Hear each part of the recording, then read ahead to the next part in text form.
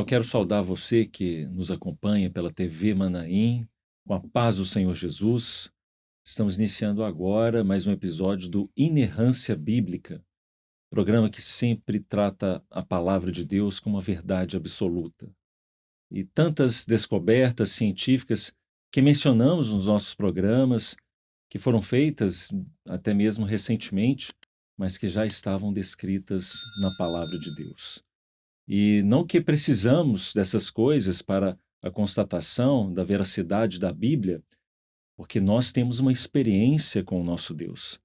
Mas, ao mesmo tempo, quando nós vemos todas essas coisas que estão presentes na Bíblia, nós temos uma convicção de que Deus, ele criou todas as coisas. E no episódio de hoje nós vamos falar a respeito da origem da água. Quando que a ciência, de fato, chegou à conclusão de que ela surgiu de fato? Será que teria sido nos primórdios do universo? Será que ela teria sido mais recente, depois, por exemplo, do surgimento do Sol? Nós vamos respondendo essas perguntas à medida que discutirmos a nossa linha do tempo a respeito da origem da água. Estão aqui conosco pastores da Igreja Cristã Maranata, pastor Rafael Bolt, a paz do Senhor. Paz do Senhor, irmãos, paz do Senhor, Willer. Seja bem-vindo, estreando aqui no programa Inerrância Bíblica. Amém, prazer. Pastor Tiago Costa, paz do Senhor. Paz do Senhor a todos, irmãos. Para falar a respeito desse assunto, então, vamos ler o texto da palavra lá em Gênesis, capítulo 1, verso 2. E a terra era sem forma e vazia, e havia trevas sobre a face do abismo, e o Espírito de Deus se movia sobre a face das águas. Então é interessante que nós observarmos que o livro de Gênesis foi escrito por Moisés, aproximadamente ali entre o século XV a.C. Então a gente vai ver aqui que ele vai relatar a criação. Então na criação, tudo indica que a água já existia juntamente com a terra. Então o Senhor é como se ele houvesse criado a terra e a água juntos, né? Então ele vai logo em seguida explorar a criação de Deus, de todos os outros elementos, seja da terra, seja do universo. Mas o texto bíblico nos faz questão de mencionar a presença da água e o Espírito de Deus que se movia sobre essas águas, dando um indicativo que, de fato, a água está ali na existência desde os primórdios do universo. Quando a gente vai observar aqui na nossa linha do tempo, trazendo aqui para discussão dos filósofos gregos, né, até o século V depois de Cristo, nós vamos ter ali Tales de Mileto, 600 anos antes de Cristo, né, aproximadamente, na verdade.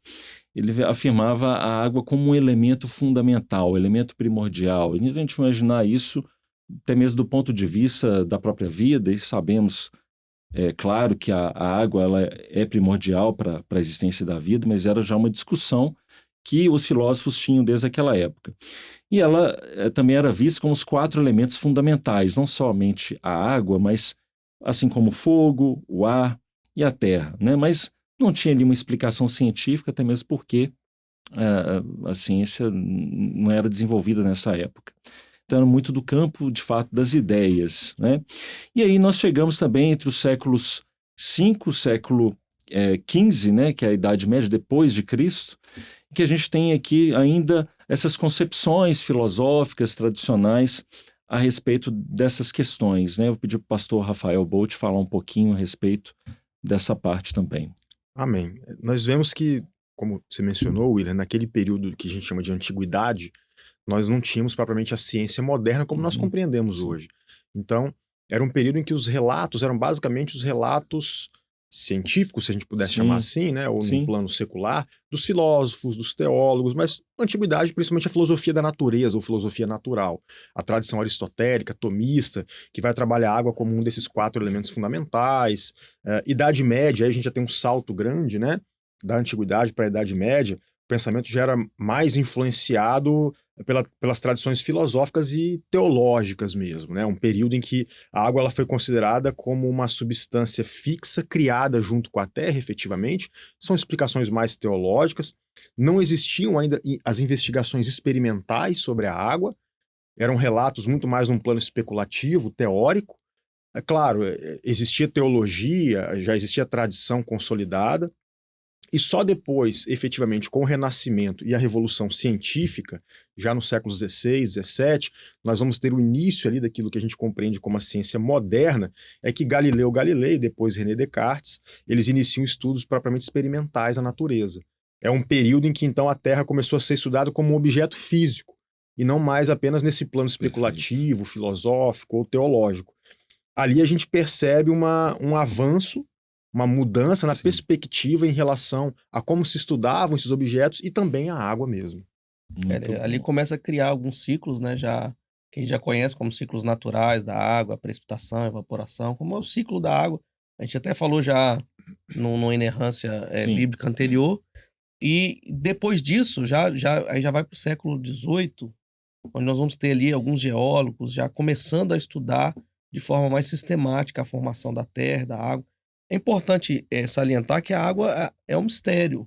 Uhum. Cientificamente falando, a gente sabe que é um mistério como que a água chegou. Ainda é um mistério, mas os avanços científicos foram nos mostrando algumas hipóteses, né? Uhum. Como, por exemplo, no século já XIX, com a descoberta ali da composição da água, do H2O, surgiram algumas hipóteses. A água vem de processos vulcânicos primitivos, foi acumulada no interior da Terra.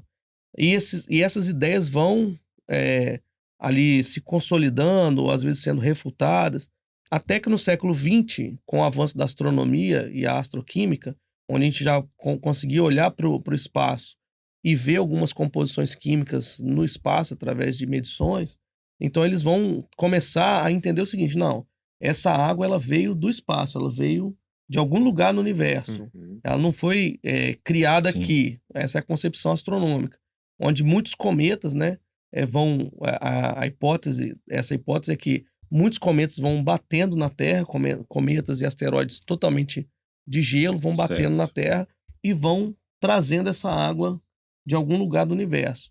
Isso foi conhecido como o Grande Bombardeio Tardio, onde muitos cometas, a hipótese é que muitos cometas batiam contra a Terra. E isso perdurou durante muito tempo, essa hipótese de que os cometas trouxeram essa água de algum lugar do universo. Mas aí vem as missões espaciais, e agora já no século XXI. As missões espaciais, principalmente a missão Rosetta, né? Ela vai começar a ir lá no asteroide e começar a fazer a medição lá no asteroide. Repare que até aqui a nossa medição é da Terra, através de telescópios, medições de longe. Aqui não. A sonda vai lá e colhe um pedacinho daquele asteroide e começa a ver que a composição da água naqueles planetas não tem a mesma semelhança da água na Terra. Isso faz o quê? Faz com que essa teoria anterior seja refutada. Muito e aí bom. volta de novo a uma incógnita. Tá, e daí? Como é que surgiu a água? Já que essa hipótese dos cometas batendo no planeta já está descartada. Aí vem um estudo novo agora, em 2023, que ele fala o seguinte: a água na Terra pode ser mais antiga do que o próprio Sol. Então eles olharam a composição da água na Terra e olharam um quasar gigante de água que existe no nosso universo e descobriram que a composição é a mesma. Só que aquele quasar existe antes do próprio sistema solar se formar, pela teoria científica. Então a nossa água, a água do nosso planeta, ela é mais antiga do que o próprio Sol. Isso são estudos científicos. Então a hipótese agora científica é essa, que a água nossa é mais antiga do que o próprio Sol. E aí entra naquilo que diz a palavra. Maravilha. Que a palavra vai dizer que o Espírito de Deus pairava sobre a face das águas e o sol só vai ser criado no quarto dia. Sim. Né? E mostra aí como a palavra de Deus ela é inerrante. E essa hipótese da ciência, ela mostra que a água ela é um potencial, ela é um estado potencial, mas ainda não ordenado, e que quem o faz é o próprio Senhor, Isso. é Deus, Glória né? a Jesus. O quasar de água é exatamente isso. A foto que nós temos é como se fosse a água totalmente desordenada, totalmente sem forma. E aí nós vamos para a palavra também. A terra era sem forma e vazia. Aí o Senhor vai e traz forma a isso, né? Então, extraordinário. Mostra como que a Bíblia ela é inerrante. E maravilha que é um estudo muito recente, né? 2023. Coisa extraordinária isso, né? E vemos, de fato, a água, e que nesse ponto, os filósofos eles tinham razão na importância que a água tem para o desenvolvimento da vida.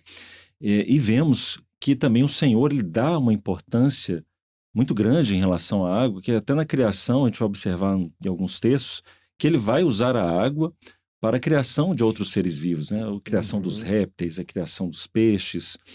E a gente vê, inclusive, como a água ela é fundamental pelo próprio estabelecimento da vida, né? Para as reações químicas elas acontecerem nas nossas células, para que a própria vida ela se estabeleça. Por exemplo, hoje a ciência sabe que as algas marinhas elas são responsáveis pela maior produção do gás oxigênio na atmosfera terrestre.